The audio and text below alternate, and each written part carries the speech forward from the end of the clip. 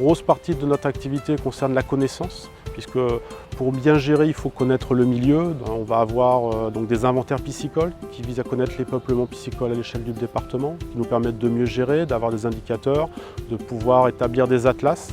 Tous ces éléments, ces informations sont importantes pour établir des diagnostics. On va aussi mener des actions sur les habitats, mieux connaître les habitats, où sont les zones de reproduction pour les protéger.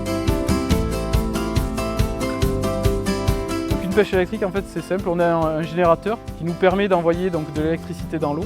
Le poisson remonte à la surface, est électrifié. Les gens donc, à l'épuisette récupèrent les poissons.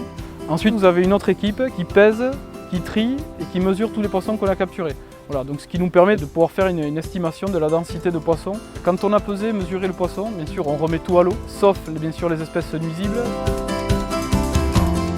Je m'appelle Marion Delmas. Donc, ces prélèvements consistent à échantillonner les macro-invertébrés qui vivent au fond de l'eau. Donc, en fait, le prélèvement permet de calculer la qualité de l'eau. Les échantillons sont ensuite ramenés au laboratoire. On va trier ces échantillons et déterminer les macro-invertébrés qui sont présents sur la station.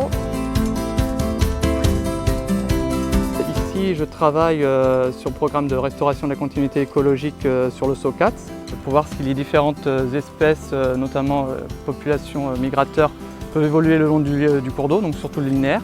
Ça va nous permettre de récolter de la donnée sur l'aspect physique du milieu, donc déjà mesure de débit, mesure de pente. Là ici on pratique aussi à plusieurs transects, donc on réplique des mesures pour avoir différentes profondeurs et hauteurs d'eau. Ça va nous permettre de voir l'évolution du milieu.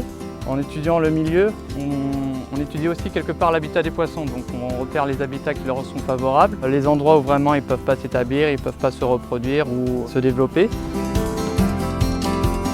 Bon, moi c'est Julien Perrault. Donc au sein de cette plateforme, on va retrouver plusieurs thèmes de données différents. Les opérateurs au niveau terrain, ils vont aller se déplacer avec des outils pour pouvoir relever le positionnement des prospections qui vont être réalisées. Donc ces informations, elles vont être saisies au niveau du point cartographique qui vont nous permettre de représenter géographiquement la donnée et de la situer au niveau du territoire. Et une fois que cette donnée est enregistrée au niveau du formulaire, elle est reversée directement dans la base, ce qui permet derrière de l'utiliser directement sur les cartographies ou de la diffuser aux partenaires qui ont accès à la donnée.